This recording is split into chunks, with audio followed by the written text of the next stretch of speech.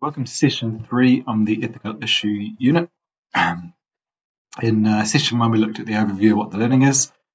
Session 2, we looked at a specific example of an ethical issue and kind of walked through how you would research it and unpack the different points of view. And that was on 5G misinformation.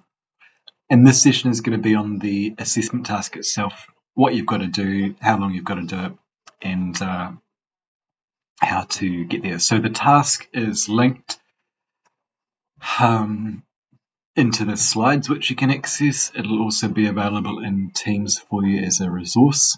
There's one hard copy in the classroom and the grey filing cabinets at the back. This is worth 3 credits, and you're going to have around about 3 weeks in and out of class to work on this, depending on when you get started. But the deadline is a firm one. It's Friday, 24th of March, 3 o'clock. So before the end of the school day. I don't tend to set deadlines up to midnight. What are you submitting? A approximately 600-word feature article with references, and I want your work linked in on Teams, so drop it in there. Okay, what is the task asking you to do? First step is going to be to research.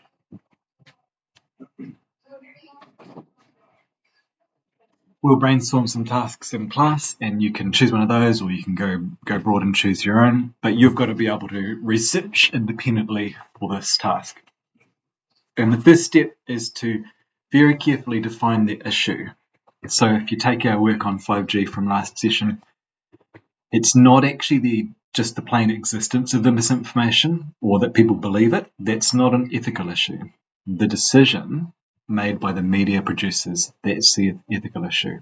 So it doesn't become ethical until we look at how media producers respond to it.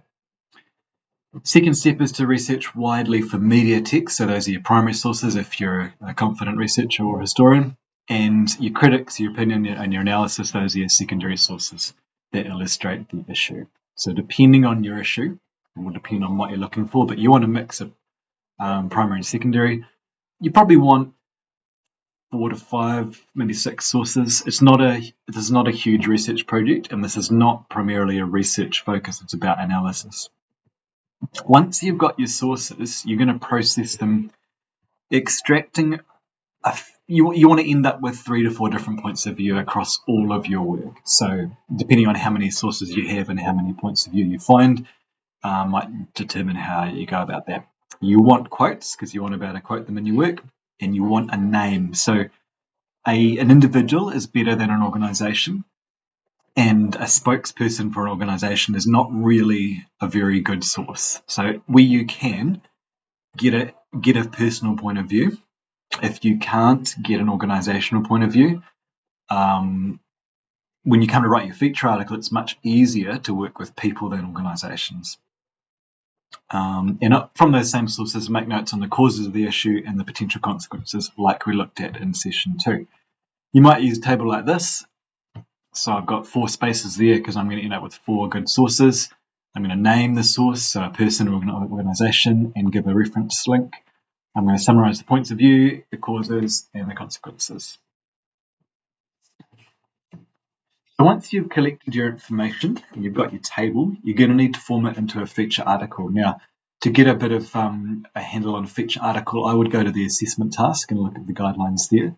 But the truth is, for this particular standard, I'm not assessing your article writing skills. So I will mark any 600 words that you hand in. It can be more of an essay form if that's what you're comfortable with and familiar with.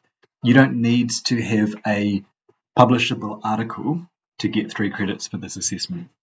The reason is that later in the year, you can choose to polish your article to publication standard and earn 3 credits for media writing. So that's a different standard assessing your ability to write for a target audience using the conventions of a text type. And if you choose to do that, then you'll go a bit further in polishing. So your work accuracy will be important in your work. You'll need to have punctuation, spelling, and grammar sorted.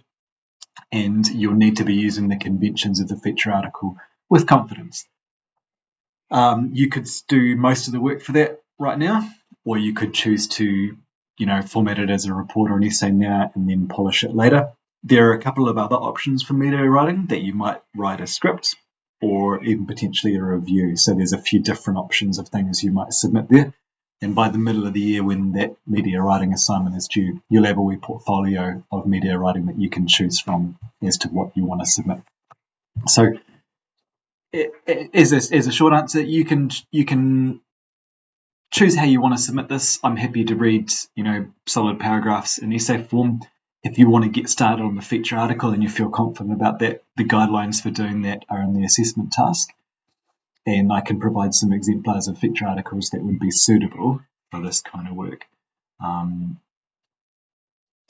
Don't be late. Hand it in on the time and day, and I prefer it as an attachment in Teams, so upload your work to Teams rather than a link, because links, occasionally the wrong link is given and it's very, very time consuming for me to mark your work.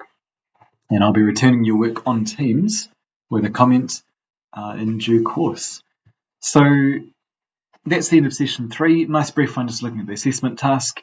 Questions about it, probably best to contact me directly and we can go over the task. But the first thing I'll ask you is, have you read the document yourself several times? Because I don't want to be answering questions which are already answered in the task. Session 4. Session 4 will be recorded in a matter of days once we've got underway with the assessment and I've had some questions, and this will be probably more of a potentially a Teams chat or something a bit more collaborative where we're chatting together and possibly live in front of the class. I'll answer some questions about the assessment and record the answers for anyone who wants to rewatch them later. Great.